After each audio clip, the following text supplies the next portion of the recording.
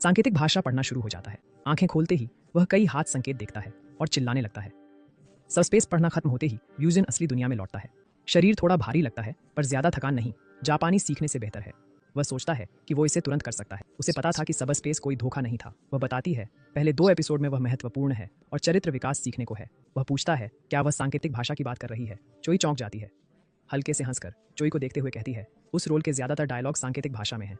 चोई चिंतित है, सीखने में वक्त लगेगा। सोचता है क्या दूसरा रोल चुने। घबराकर कहता है अच्छा रोल लगता है पर थोड़ा ज्यादा लग रहा है। वह पूछती है क्या उसे लगता है यह मुश्किल होगा। अचानक यूजिन ने उन्हें भ्रमित किया। कहा वो इतना संभाल सकता है क्योंकि उसे शुरू से सांकेतिक भाषा सीखने की जरूरत नहीं। हैरान होकर वे दोनों चुपचाप उसे देखते रहे। वह पूछती है क्या वो सांकेतिक भाषा जानता है। वह जवाब देता है थोड़ा सा। फिर वह उसे थोड़ा दिखाने को कहती है। यूजिन मानता है, स्क्रिप्ट रखता है और कुछ हाथ के संकेत दिखाता है जो उसे चौंका देता है। वह सोचती है कि वो हरकतें कम पर सहज और सुचारू रख रहा है। वह जरूरी हिस्सों पर जोर दे रहा है और नजरों से भावनाएं व्यक्त कर रहा है। वह हैरान है कि वो इसे कितनी परफेक्ट तरह से कर रहा है। यूजिन के खत्म करने पर वह नर्वस हंसती है। कहती है उसने तो कहा था वो थोड़ा जानता है।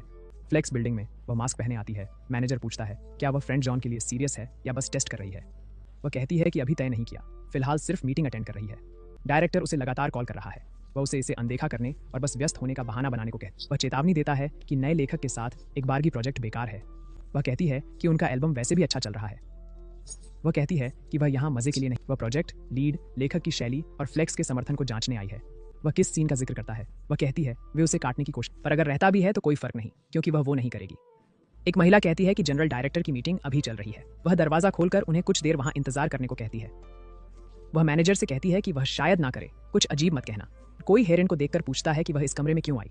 कहती है कि गलती से यहाँ आ गई, उसे अगले कमरे में जाना था। यूजिन को वहां देखकर हेरन हैरान रह जाती है। यूजिन सोचता है कि वो बहुत खूबसूरत है पर हैरान है कि वो उसे क्यों देख। वो हेलो कहने का फैसला करता है और उसका अभिवादन। यूजिन सोचता है वो उसे क्यों नजरअंदाज कर रही है। उसका चेहरा भी खुश नहीं लग रहा। हेरन मन ही मन चिल्लाती है कि उसकी आवाज हमेशा की तरह कितनी अद्भुत है। वो नजरें चुराती है, सोचती है उसे देखना बंद करना होगा। दिल धड़क रहा है। इससे यूजिन को भ्रम होता है। वो सोचता है कि वो सचमुच आंख मिलाने से बच रही है। घबराकर वो नर्वस होकर कहती है कि उसे उसका ड्रामा बहुत पसंद आया। यूजिन उसके अनोखे व्यक्तित्व को देखकर उसका शुक्रिया अदा करता है। वो जल्दी से चली जाती है, अपने ओप्पा को पुकारती है। अब और बर्दाश्त नहीं कर पाती। यूजिन प्रेसिडेंट चोई से पूछता है क्या हेरन का व्यवहार थोड़ा अजीब नहीं है।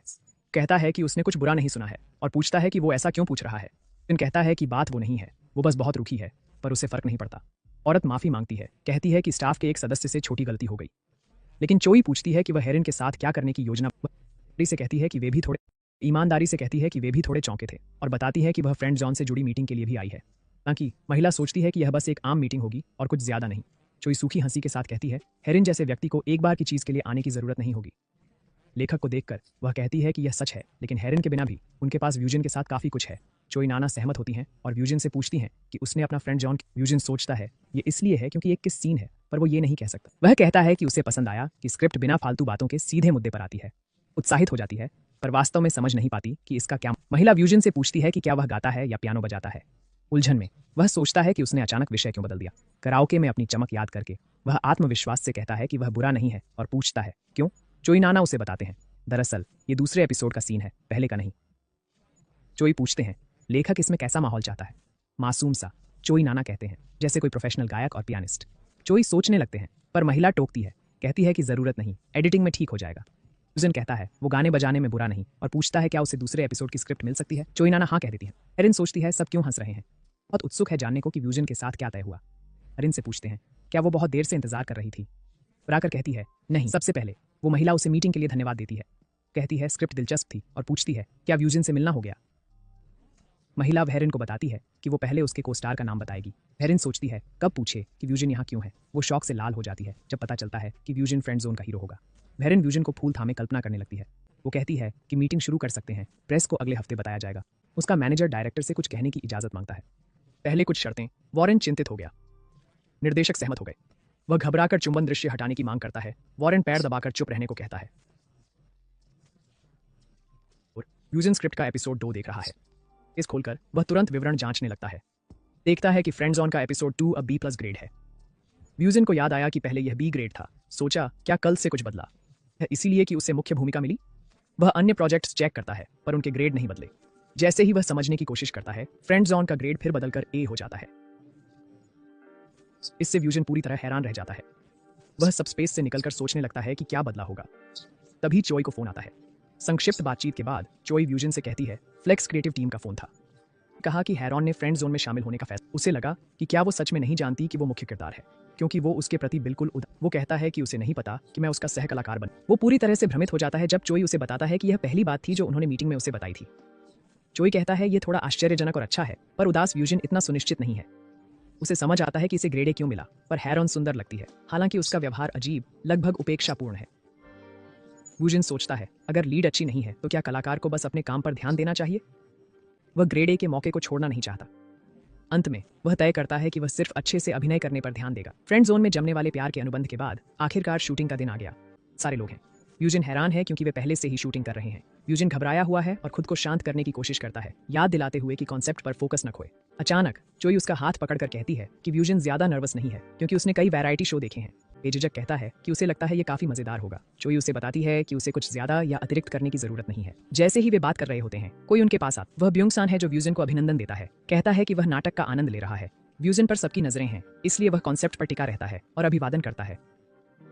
ब्यूंग-सान व्यूजन की तारीफ करता है, कहता है कि उसने मैनेजर पार्ट को सजीव किया, नोट करते हुए कि रोल चुनौतीपूर्ण था। सोचता है कि क्या जवाब दे और बस हाँ कहता है, जिससे वे पूरी तरह से कंफ्यूज हो जाते हैं। ये वैसा नहीं हो रहा जैसा ब्यूंग-सान ने सोचा था, क्योंकि व्यूजन पुराने ओक के पेड़ की तरह अडिग रहता है। घबराहट महसूस करते हुए वह व्यूजन की सीधी प्रतिक्रियाओं पर टिप्पणी करता है और पूछता है कि क्या वह पूरी तरह से किरदार में है। व्यूजन को ब्यूंग-सान का मतलब समझ नहीं आता और बस कहता है कि वह अपना बेस्ट देगा, जिससे ब्यूंग-सान और भी कंफ्यूज हो जाता है। वह सोचता है कि इस लड़के का व्यक्तित्व कैसा है। ब्यूंग-सान व्यूजन को अभी बैठने के लिए कहता है। जैसे ही व्यूजन जाता है कोई पीछे से डायरेक्टर को आवाज देता है। वे हा ह्यून और जंग मिन हैं, जो उसका अभिवादन करते हुए बताते हैं कि वे डायरेक्टर उन्हें वापस ग्रीट करता है। जैसे ही कास्ट आती है सभी एक्टर्स अपने माइक लगाना और अपनी सीट लेना शुरू कर देते हैं। वे शो शुरू करते हैं और व्यूजन कॉन्सेप्ट याद रखते हुए अपनी रिएक्शंस को नेचुरल रखता है। व्यूजन सोचता है कि लाइंस के बारे में ज्यादा सोचने का टाइम नहीं है। जैसे ही ब्यूंग-सान उन्हें अपने चैनल पर इंट्रोड्यूस करता है वह जंग मिन से व्यूअर्स और सब्सक्राइबर्स को क्विक हेलो बोलने को कहता है। जंग मिन उन्हें ग्रीट करता है, बताता है कि वह प्रोफाइलर हान रयांग में यूजी ह्यूंग का रोल प्ले कर। व्यूजन मन ही मन अपना परिचय देने का अभ्यास करने लगता है। ब्यूंग-सान व्यूजन से कहता है कि वह अभी सबसे चर्चित अभिनेता है और उससे अपना परिचय देने को कहता है। किया था वह कहता है पहली बार मिलकर खुशी हुई। मैं कांग व्यूजन हूँ जो नाटक मैनेजर पार्क में प्रोफाइलर हान रयांग की भूमिका निभा रहा हूँ। वे देखते हैं कि वह हाथ जोड़ता है, सांस छोड़ता है और सोचता है यह काफी अच्छा है। सभी लोग जोर जोर से हंसने लगते हैं, जिससे व्यूजन भ्रमित हो जाता। हाँ ह्यून पूछता है कि क्या वह सिर्फ नाटक को मैनेजर पार्क कह रहा है, कहते हुए कि वह थोड़ा उलझ गया लगता है। घबराया हुआ व्यूजन कहता है कि उसने वे यकीन नहीं कर पाते। पूछते हैं कि क्या परफेक्ट मैनेजर पार्क ने जानबूझकर गलती की, खासकर जब वह पूरी शूटिंग में एकदम सख्त था। जब व्यूजन जोर देता है कि वह गंभीर है, ब्यूंग-सान सोचता है यह वाकई मजेदार हो सकता है। व्यूजन की गहन गंभीरता को लगभग आकर्षक। व्यूजन की आत्मा उड़ गई जब ब्यूंग-सान ने कहा कि शूटिंग के दौरान वह लकड़ी की तरह अकड़ा हुआ था और पूछा कि सबसे मुश्किल वक्त कब था। पर हंसे और ब्यूंग-सान ने अगले खेल चरित्र खेल पर बढ़ने का फैसला किया। तस्वीर दिखाकर 1 सेकंड में उनका नाम बताना है और वे कुल 10 इनाम जीतेंगे। गलत जवाब के कारण एक इनाम हटा दिया गया।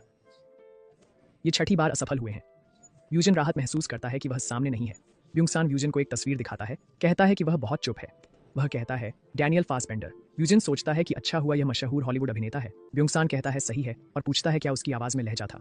कुछ सही जवाबों के बाद वह एक आसान तस्वीर दिखाता है, कहता है अगर सही जवाब दिया तो जीत जाएगा। पाया वह कौन थी और सोचा क्या यह उसे भ्रमित करने के लिए फोटोशूट है। उन कांपती है जैसे समय खत्म होता है, उसकी घबराहट साफ दिखती है। व्यूजन माफी मांगता है पर अनजान में पूछता है वह कौन थी। गुस्से में हायोन उसकी पीठ पर मारती है, चिल्लाती है कि वह मैं थी और पूछती है क्या वह मजाक कर रहा है।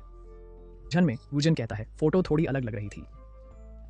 पीछे हायोन व्यूजन को पीट रही है। ब्यूंग-सान अध्यक्ष से पूछता है क्या व्यूजन थोड़ी अंग्रेजी बोलता है।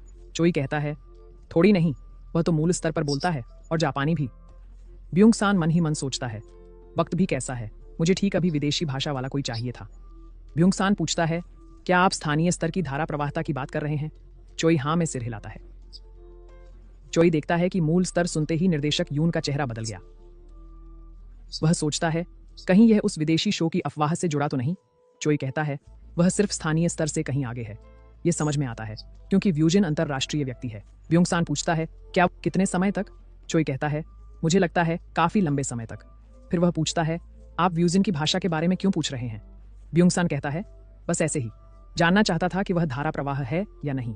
चोई कहता है अगर चाहें तो शूट के बाद और जानकारी दे सकता हूं।